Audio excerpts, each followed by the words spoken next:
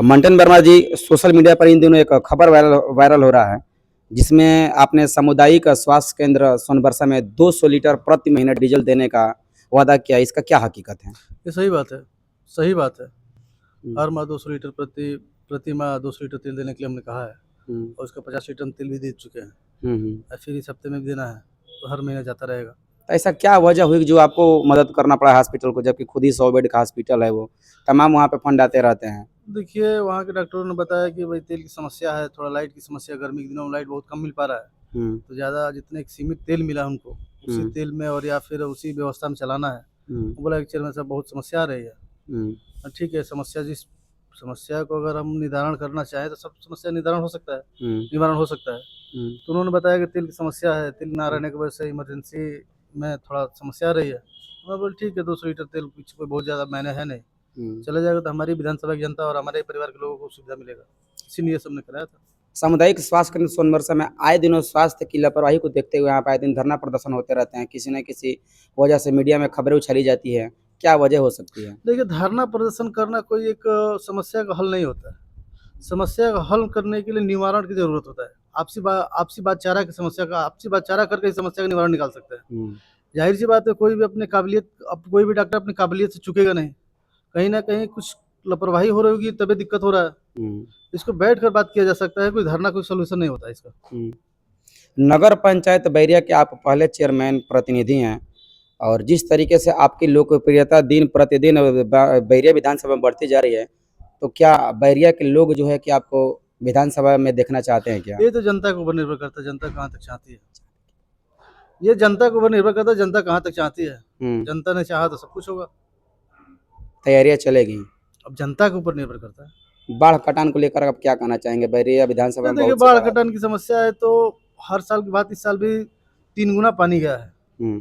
और विधानसभा बैरिया में अभी तक कटान नहीं था और बिहार साइड में कटान है और अभी यहाँ बैरिया विधानसभा में पानी उभर हुआ है। घर में ढुकने की समस्या में कोई कटान घर ढूंढने की ऐसी समस्या नहीं आई।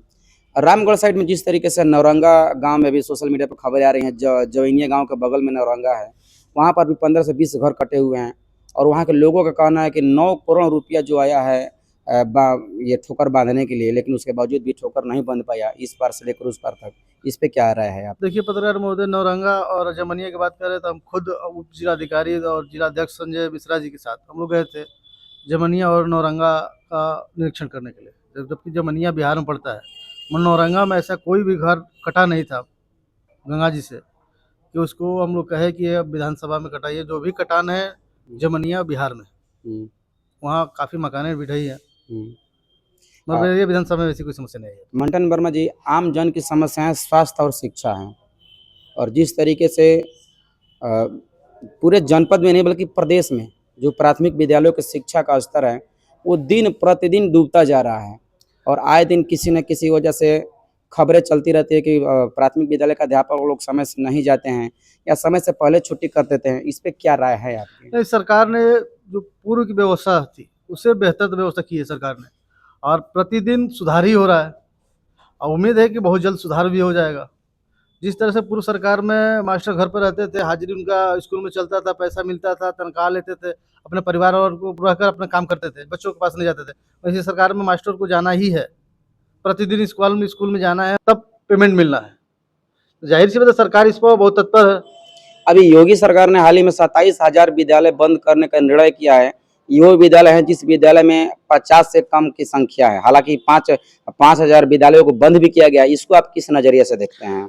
देखिए, ये निर्णय बहुत ही काबिल तारीफ है। अगर किसी स्कूल में 10 बच्चे हैं, 10 बच्चों को पढ़ाने के लिए सरकार 3 लाख रुपए प्रति माह दे रही है। वहीं के बगल में 1 किलोमीटर 500 मीटर की दूरी पर भी विद्यालय सरकारी है। तो 10 बच्चों को उसी में डालकर उस विद्यालय जो मास्टर की जो अधिक हो रहे हैं, उनको दूसरे जहाँ मास्टर कम है वहाँ उनको अटैच कर रही है। ये तो बहुत बढ़िया सरकारी निर्णय है। लेकिन एक तरफ अध्यापकों का भी कहना है कि जिस तरीके से प्राइवेट विद्यालयों में क्लास वाइज होते हैं, क्लास 1, कक्षा 1, कक्षा 2, कक्षा 3, उसी तरीके से सरकारी विद्यालय में नहीं, एक ही क्लास में 2-3 नहीं, ये बच्चे डाले झूठा जाते आरोप हैं। है, ये झूठा आरोप है। आप चलिए हमारे नगर में घूम लीजिए। अगर 1 से लेकर 5 तक कक्षा है तो 5 रूम है। 1 से लेकर 8 तक कक्षा विद्यालय है 8 का कक्षा रूम अलग अलग है, हर का अलग अलग मास्टर है, ये झूठा आरोप है। तो ये सिर्फ आपके नगर पंचायत बैरिया में ही है कि अगल बगल के भी नहीं, हम आपको एक विधानसभा की अगर जहाँ बात हमारा करें तो? इंटरव्यू ले रहे हैं, जहाँ हमसे आप बात वार्ता कर रहे हैं, उसको हम वही एक उदाहरण दे रहे हैं। जब हमारे नगर में है, जाहिर सी बात है ग्राम पंचायत में भी वही सुविधा होगी।